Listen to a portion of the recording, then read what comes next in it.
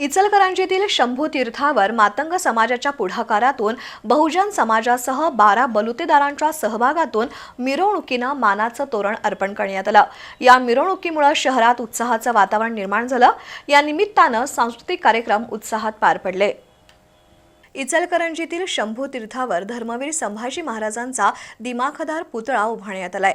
या शंभू तीर्थाच्या लोकार्पण सोहळ्यानिमित्त दररोज विविध कार्यक्रम होत आहेत।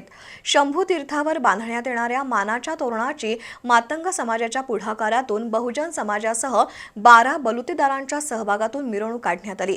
प्रारंभी शिवतीर्थावर अभिषेक आणि तोरणाची विधिवत पूजा करण्यात आली। त्यानंतर लेझिम, ढोल ताशे, वारकऱ्यांच्या टाळ मृदुंगाच्या तालात मुख्य मार्गावरून पारंपरिक मिरवणूक शंभू तीर्थावर आली। मिरवणुकीत महिला डोक्यावर मंगल कलश आणि गारवा घेऊन सहभागी झाल्या होत्या।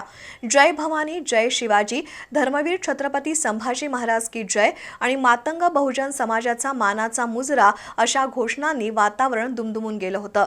माजी उपनगराध्यक्षा सरिता आवळे, माजी बांधकाम सभापती भाऊसो आवळे यांच्या हस्ते शंभू तीर्थावर मानाचं तोरण बांधण्यात आलं। या उपक्रमानं इचलकरंजीत सामाजिक एकता, शिवभक्ती आणि संस्कृतीचं पुनरुज्जीवन झाल्याचं मत उपस्थितांनी व्यक्त केलं।